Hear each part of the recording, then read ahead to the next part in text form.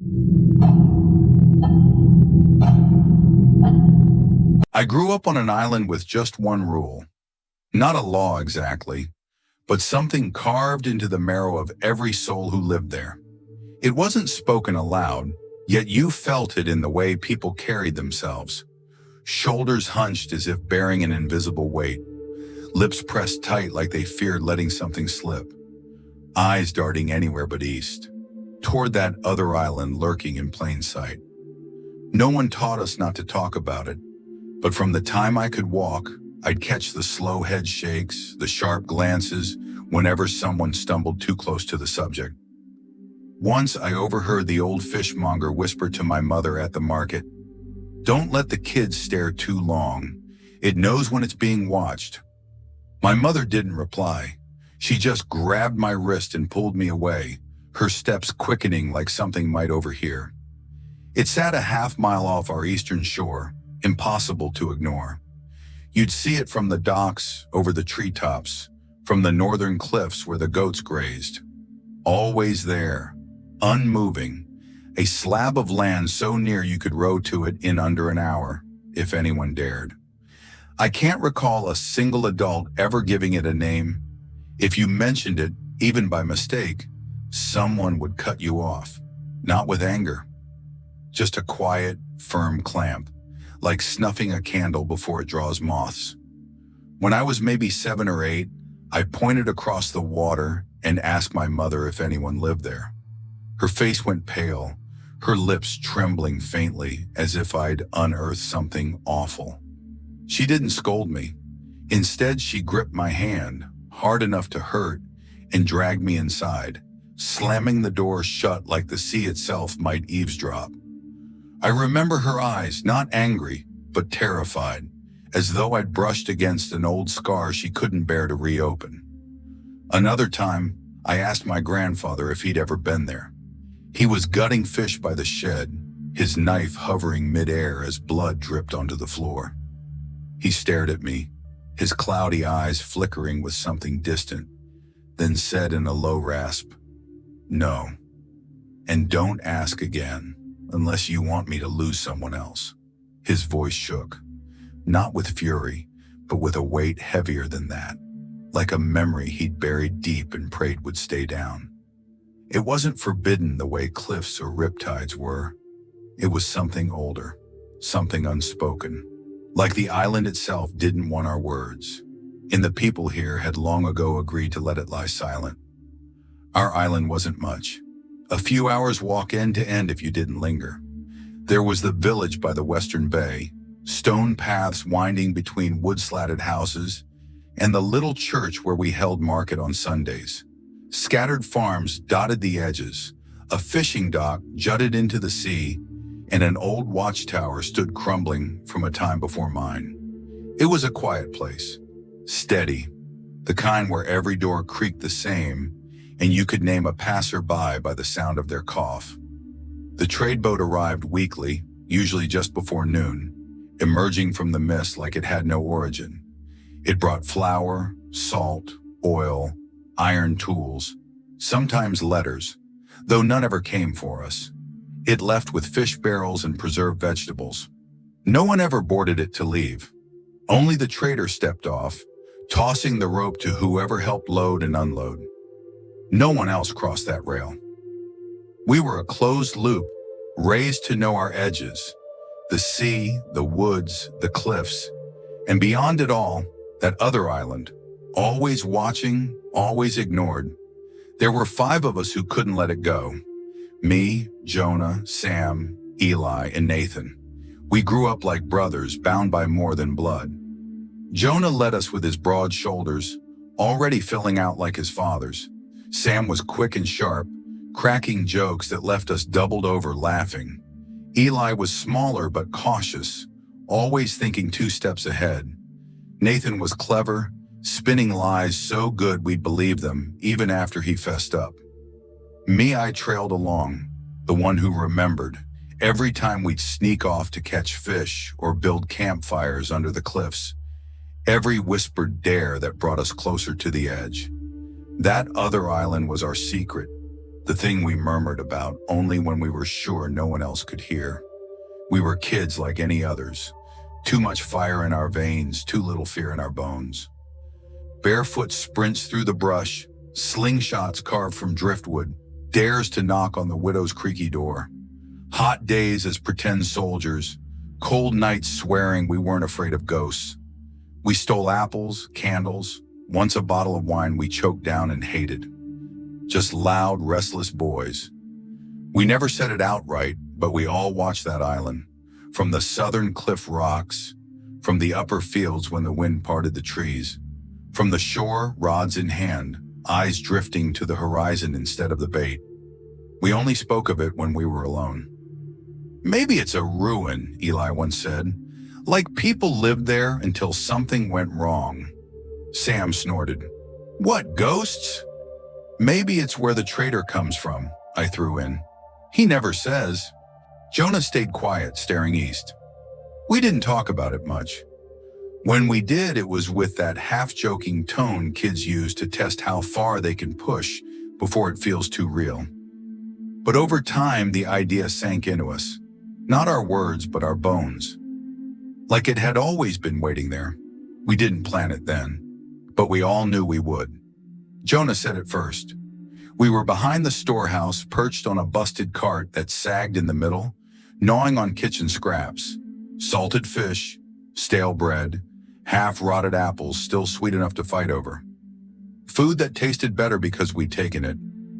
He didn't preamble, just said, I think we should go, like he was talking to the wind. No one asked where. We knew. The silence that followed, the way we avoided each other's eyes, kept chewing like the words hadn't landed, was our yes. Sam spat an apple seed into the dirt. Tomorrow? Jonah didn't look up. 2 mornings, before sunup. Nathan nodded. Eli wiped his hands on his pants. I said nothing, but I was already counting the tides. We met 2 mornings later, in that pale, still light before the world wakes. The moon hung low, undecided about leaving. The dirt was damp with night air, everything reeking of the sea, not fresh like salt and wind, but stale, like old ropes, barnacles, and bait barrels gone sour. We didn't pack much. Water flasks, a loaf of bread and a cloth, rope, a pocket knife none of us could wield properly. Eli brought his father's cracked compass, its needle drifting even when held steady. Sam brought a hammer, never saying why. Jonah had nabbed a skiff from the dock's far end, where the forgotten boats rotted. It wasn't pretty, but it floated. It groaned as we shoved it into the shallows, and I braced for the sound to wake someone. But the village stayed dark. No lights, no steps. Just the water's hiss and the dull thump of oars against wood. We climbed in. Jonah and Nathan took the oars first, falling into rhythm without words. The rest of us sat quiet, backs to the shore. I didn't look back. The water was colder than I'd guessed. Deep cold, like it rose from beneath something ancient. A faint breeze pulsed irregularly, brushing the sea's surface in patches. I watched the sky's light ripple and vanish under the oars. As we rowed farther, the other island sharpened through a fog we hadn't noticed before. I'd seen it my whole life from land, but out here, it felt different.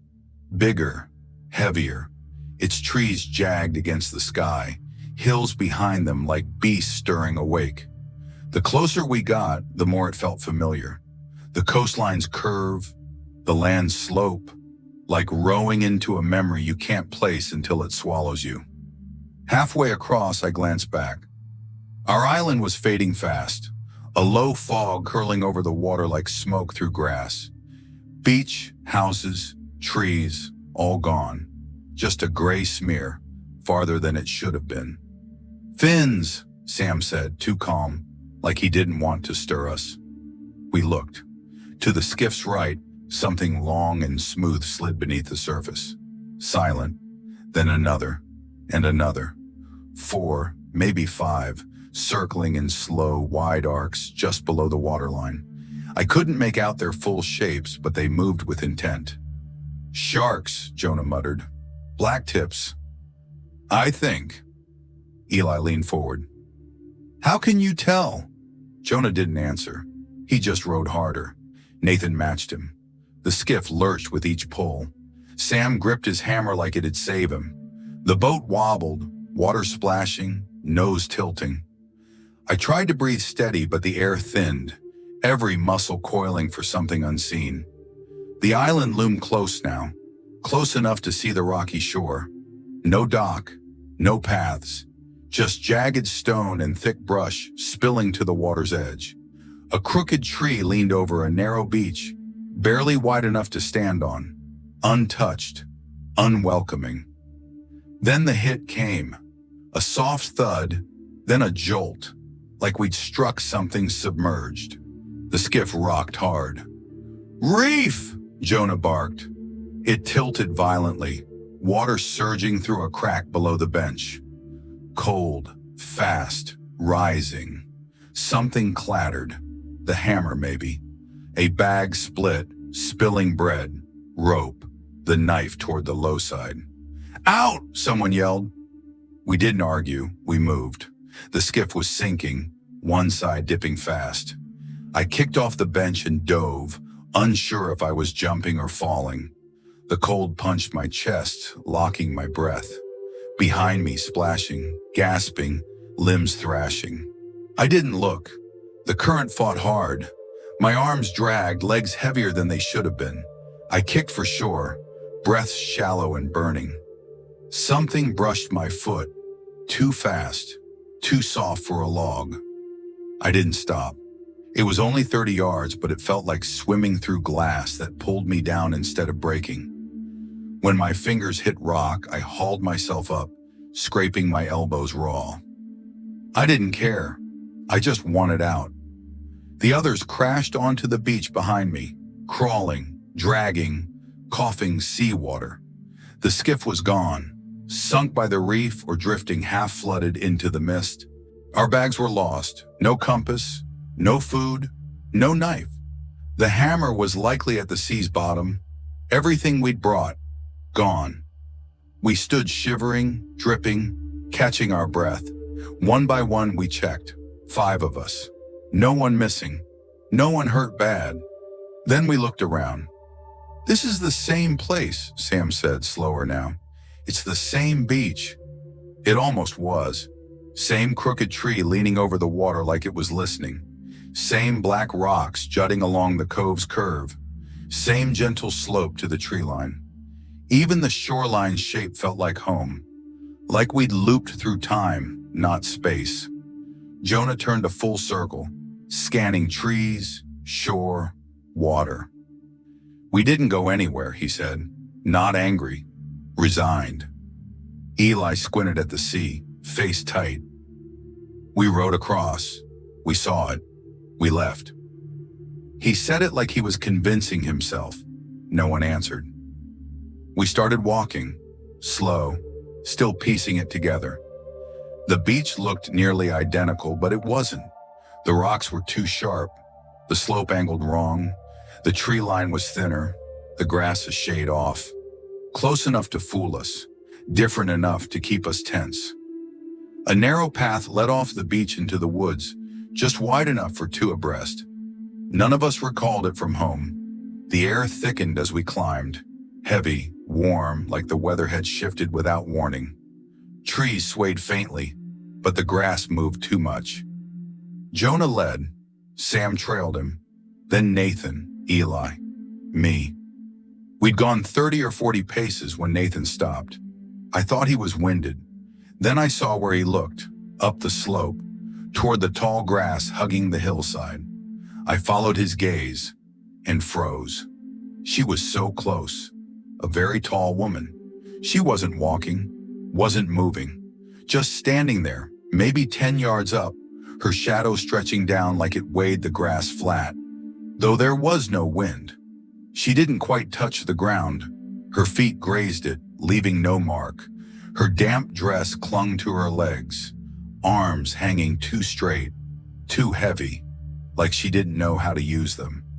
She stood almost human, like a sketch from someone who'd never seen a person up close. Everything moved around her, the grass, the air, but she didn't. Not a twitch. "Do you see her?" Eli whispered, voice tight, like he wasn't sure who he was asking. Of course we did. None of us had blinked. It felt like looking away might snap some unseen thread and pull her closer. Then she smiled. It wasn't wide or monstrous. It was subtle, wrong. Her mouth stretched into what should have been a smile, but the corners bent downward, tugged by invisible strings, baring teeth too even, glinting wetly like she'd just bitten something soaked. Her cheeks lifted, her eyes crinkled, perfectly kind, too bright, glowing like lanterns in fog. She looked at us with a tenderness that made my skin crawl, like a mother gazing at a child she'd just smothered. If I'd known then what I know now about her, I'd have turned and swum back into the sea. I'd have faced the sharks gladly. She raised an arm. It moved slow, unnatural, like her joints were borrowed. Her hand lifted, one long, stiff finger pointing at us. We didn't scream, didn't run. We backed away, careful not to turn, like keeping her in sight held her at bay. Sam bumped Jonah, who cursed under his breath. "Why's she pointing?" Sam hissed, barely audible. No one answered. I watched her finger. The angle was off. Eli squinted, edging forward. "Wait," he murmured. "She's not pointing at us." I traced her gaze. He was right. Her eyes weren't on us. They aimed just above our heads, her arm cutting a line past us.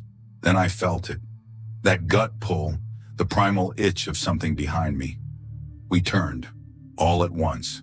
5 figures stood in the woods just beyond the path, half shaded by trees, not hiding, waiting. They looked like us. Same height, same hair, same builds, but wrong in ways that crept up on you. Jonah's double had a tear in his shirt on the left shoulder, not right. Sam's twitched its hand like a puppet on strings. Eli's tilted its head too far, neck boneless. Their clothes were mirrored, buttons on the wrong side, laces tied backward. They didn't blink, didn't breathe, just stared, eyes hollow, reflecting our faces, distorted like cracked glass. The air shifted, not colder, not darker, wrong, like the rules we knew had quietly slipped away. I glanced back at the woman. She hadn't budged, but her head was pushing forward, just her head, tilting, straining toward us like it was reeled in. Her neck stretched too far, vertebrae bulging under tight skin, like she meant to reach us with her face alone. That downward smile stayed, a shape sorrow shouldn't take, paired with those warm, impossibly kind eyes. A contradiction that settled into her like it belonged. Her gaze locked on us now, not the doubles. United States. Eli let out a sharp, shaky breath that broke into a sob. Quick, raw. That was enough. Her body didn't move. Her face didn't change. She opened her mouth and screamed. It wasn't human. It wasn't anything that should be. It started low, like a ship groaning under strain, then spiked into a sharp metallic shriek, like rusted steel tearing apart underwater. The pitch climbed beyond reason. We dropped, hands to ears. The sound wasn't just loud, it was in us. Bones, teeth, skulls. Sam shouted something, lost to her noise. All I heard was her. Then, it stopped. No fade, no echo. Gone. The silence hit as hard. My ears rang, muffled like I'd been submerged. For a moment, all I heard was my own ragged breathing. I looked up. She was gone. The doubles, too. Vanished, like they'd never stood there. "I want to go back," Eli said, voice cracking. "We shouldn't be here. We need to leave." No one replied. We had no plan for this, no name for it. "I think we are home," Nathan muttered, but it sounded wrong. No one nodded. No one met his eyes. This place only wore home's face. And now it knew we were here. We had no boat, no choice. So we went inland. No debate, no vote. Just a silent agreement that staying put felt worse than moving. We didn't know what we sought, shelter, answers, but standing still felt like baiting whatever came next. The forest swallowed us fast. The path vanished behind brush and bark. The deeper we went, the stranger it grew. The trees were wrong, not glaringly, but we knew trees. We'd climbed them, felled them, counted their rings after storms. These were copies, imitations by something that missed the mark. Too many knots, branches curling back toward trunks, bark like damp cloth under your fingers. The ground was soft, not moss or leaves, but loose, like it had shifted recently beneath. The air smelled of iron, mildew, and something sweet rotting deeper in. We found a clearing, no wider than a fishing boat. A fallen tree split it, half uprooted, green moss veining its trunk. Jonah sat on it, hands on knees, face pale. "What the hell was that?" he asked. No one answered. Sam paced, raking his hair. Eli pressed his back to a tree, eyes darting over the brush like he expected her, or worse, to step out. Then a click. Software. Mechanical. Out of place. Not a branch or wind, but a latch lifting. A door creaking open somewhere ahead. We didn't say to follow it. We just did. No one suggested turning back. Maybe saying it would make it real. Maybe that sound, that quiet, metallic pull, tugged us like a taut thread. The forest didn't thicken. It darkened. Light through the trees lost its edge. Not just shade, but sunlight dimming before it hit the branches. The air pressed heavier, like something watching had started to breathe. The trees parted to another clearing. The grass was short, yellowed, dry, crunching underfoot. In the center stood a house. We didn't speak. It wasn't ruined, just old. Weathered boards, faded paint, a slanted porch, a sagging roof, like something heavy had rested there once. It looked lived in. We approached slow, cautious, not curious. Something about it made our steps drag without a word. I kept eyeing the windows, expecting a face behind the glass. Nathan stopped first. He tilted his head, then pointed to a porch post. "My dad made one like that," he said quiet. "What do you mean?" I asked. He didn't answer right away. He stepped closer, squinting at the door frame, the window trim. "It's like our house," he said. "Not the same, but close." He climbed the porch. We followed, reluctant. None of us wanted to be near it, but none wanted Nathan alone either. The door was ajar a few inches. Nathan hesitated, like something might slam it shut. Nothing did. He pushed it open. Stale air hit us. Old wood and dust, too heavy to float, settled into the walls. It looked small outside, but inside felt deeper, bigger than it should have been, like the walls stretched just enough to be wrong. The light was dim, orange-tinted, like it filtered through warped glass. A narrow hall held a coat rack, scuff marks on the floor, a familiar chair I couldn't place. Nathan stepped in. We trailed, slow. He stopped at the photographs on the wall. His family, his parents, his sister, him, but reversed. His dad's watch was on the wrong wrist. His sister's birthmark flipped sides. Their smiles looked normal, until you stared too long, too wide, too perfect. A doorway to the right led to a living room, mirrored. At home, Nathan's was on the left. Here, everything flipped. Furniture close to ours, same colors, same wear. A clock ticked half a beat too slow. The painting above the mantel showed our river, flowing the wrong way. "I want to go," Eli whispered, voice fading. No one answered. We kept looking. The room held us, not with force, but like a dream where moving back might wake something worse. We weren't stuck, just careful. Jonah eyed the bookshelf. Eli hovered by the fireplace. I stood by the wall, watching the clock stuttering secondhand. Sam studied the painting like it might blink. No one spoke. We were too deep, scanning corners, tracing wrong details, trying to name this place. "Where's Nathan?" Sam turned, brow creased. We spun. He was gone.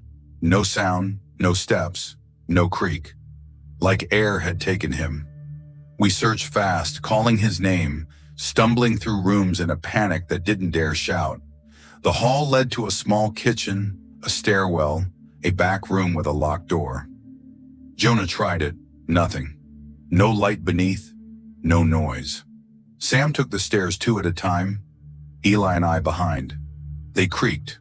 Ordinary sharp groans that cut too deep. 2 bedrooms upstairs, one bare but for a bed frame and a nailed-shut window. The other with a dresser, a cracked mirror, more photos. Nathan's family, some faces blurred or too dark. No Nathan. Back downstairs, Jonah was gone too. We found him outside, off the porch, arms crossed. "I checked around," he said, not looking up. "He's not here." We faced the house, the open door leaking cold air that didn't fit. "Do we go back in?" Sam asked me. No one answered. Then, footsteps. Inside. Slow, steady, closer. The porch creaked. Nathan stepped into the doorway. Just stood there like he'd never left. Face blank, shirt damp. No one moved. He stepped forward, hand brushing the frame like it steadied him. He looked rested, calm. His clothes were the same, but they hung wrong, like they fit a slightly smaller him. He blinked, squinted at us, frowned. "What? Why are you staring?" "Where the hell did you go?" Eli snapped. Nathan tilted his head. "What do you mean? I was upstairs." "We checked upstairs," I said.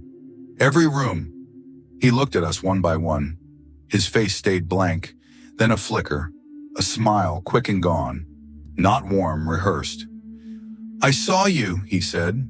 "Through the railing. You were in the hall. You just walked off." That didn't add up. We'd torn through the place. He wasn't there. No way he'd missed our noise. I watched his hands. Nathan always rubbed his thumb against his knuckle when nervous. This Nathan's hands were still. Too still. He stepped off the porch. We didn't move. "Are we going?" he asked. Same voice, same face. But off a beat, too smooth, too calm. No one answered. We just stared, waiting for something to slip. I opened my mouth, but the words wouldn't come right. We started moving. Brisk, not running, but unwilling to linger. The sky dimmed fast, woods deepening, everything pressing in with a quiet that watched. Jonah led. Sam stayed by me. Eli and Nathan trailed, not too far at first. We were nearly at the beach when it hit. A voice cracked behind us, rasping, high, like a throat tearing itself to speak its first word. It shaped something, but the sound couldn't hold it. We froze, didn't look. "Run," Jonah said firm. We ran. Branches lashed our arms. Roots snagged our feet. The path twisted wrong more than once. Every tree a repeat, but we pushed on, breaking through until the trees parted and we saw it. A warped dock, half sunken at the end. A boat tied there. Not ours, older, narrower, afloat. We stopped at the edge, turning. I checked. Eli wasn't there. I scanned the clearing, expecting him jogging up, cursing or panting. Nothing. We waited. Then, a scream. Ragged, sharp, echoing through the trees like something breaking. Not a voice, but pain. Jonah stepped toward the woods. She appeared. She walked slow from the clearing's bend, circling into view. In her arms, Eli. He was screaming, his body thrashed, legs kicking, hands clawing her shoulders. She didn't flinch, didn't notice. Her arms locked tight, pressing him to her chest like a mother soothing a tantrum. her face fixed on us. Not Eli, United States. Her eyes never left ours, like she wanted us to see it all. And we did. That downward smile carved her mouth deep and strained, like wire pulled it tight and wrong. But her eyes, soft, glassy, warm, watched us like we were something beautiful unfolding. She held Eli tighter, lips quivering as if the shape hurt to hold. Her cheeks twitched, unsure whether to laugh or frown. She was trying to be gentle. She wanted us to know. Eli's screams weren't just fear. They were pain, raw, unhuman. His arms slapped her shoulders, legs kicking wild, heels scraping dirt as she lifted him. She looked at us, like we were the ones in her arms. Sam choked out a sob curse and lunged. Jonah grabbed his arm. "We can't," he whispered, voice breaking. "We can't." But we stepped forward anyway. I did. My foot moved before I meant it to. Eli screamed again, louder, desperate, fraying at the edges. He kept kicking, kept fighting. She didn't tighten suddenly. It was steady, controlled, like she was pressing him into silence, one bone at a time. His screams unraveled to a choking gasp, his voice giving out. A crack, quiet, like a thick branch underfoot. Eli jerked once, then stopped. His head lolled on her shoulder, arms dangled, empty. She didn't stop smiling. She held him, eyes on us, fingers brushing his back in slow, useless circles, like soothing him to sleep. Jonah stepped back. Sam. Me. The boat scraped rock as we pulled it in. I glanced at Nathan, once, and wished I hadn't. He wasn't crying, wasn't panting. He stood still, watching her. A small, soft curve tugged his mouth, a smile just enough to be wrong. We climbed in, pushed off. I was the only one who looked back. She stood at the tree's edge, Eli limp against her chest. One arm held him like he was hers. The other lifted. She waved. We didn't speak on the water. No one touched the oars at first. The tide pulled us gentle, like the sea was too weary to argue. The sun sank low, casting a copper glow that made everything feel borrowed, like a memory, not reality. Jonah took an oar, Sam the other. I sat center, arms locked around my knees, staring at the ripples behind us, trying not to hear Eli's scream in my head. I don't recall when that island faded. I just know when ours appeared. Same houses, same hills, same docks. But we weren't whole. One of us was dead. One came back wrong. A crowd waited at the shore. Villagers, parents, a few older brothers, a grandmother, arms folded tight. They didn't shout or pace. They just stood, like they'd known we'd come. The boat hit sand. Hands reached out. My father, Sam's mother, Jonah's uncle. They pulled us up without words, eyes flicking across our faces, counting. When they didn't see Eli, no one said it. They knew. His mother's cry started soft, then broke sharp and shuddering. His father stood behind, still, staring past us like Eli might still appear.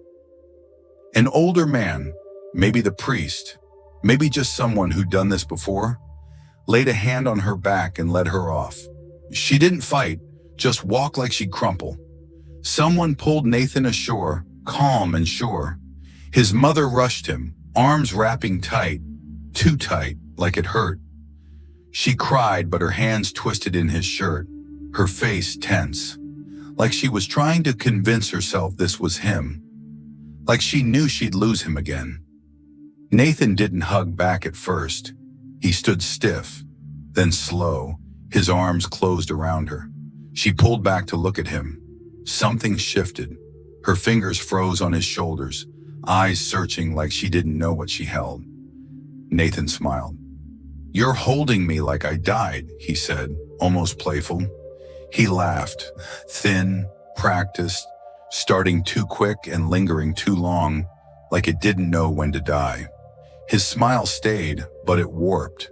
The corners pulled down, stretching into that strained downward curve we'd seen on her. Mimicking joy, but missing the shape. His eyes didn't match. Heavy, glassy, full of something a smile shouldn't hold. Regret, maybe, or grief. Not fear, just surrender. His mother let go, stepped back, hand to mouth. Behind her, the others moved. No raised voices, no debate, like they'd settled it long ago. A few men stepped up, Jonah's uncle, Sam's father, a neighbor I didn't know. Nathan didn't fight, didn't ask. He stood, shoulders slack, eyes on his mother. A hand took his sleeve, another his collar. They led him to the sea, steps even, like they'd walked this path before. No shouting, no ceremony, just the tide's pulse and a low murmur, like a prayer choked between glances. Jonah nudged me, whispered, "Look at the priest." I did. An old man in a black robe stood at the crowd's edge, clutching a small wooden cross, upside down, its base splintered, like it had been snapped in haste. They pressed Nathan under, no hesitation. Sam's father held his shoulder, muttering something I couldn't catch before the waves stilled around them. When they let go, the water went flat as glass, like it agreed that thing didn't belong alive. I still wonder if the real Nathan died in that house, or if we left him there, alive, watching us go. Sometimes I think what came back wasn't pretending. I think it believed it was him. We begged our parents for a boat, a search party, anything. They looked through us like we hadn't spoken, like we hadn't seen what we'd seen. By the next day, no one said his name.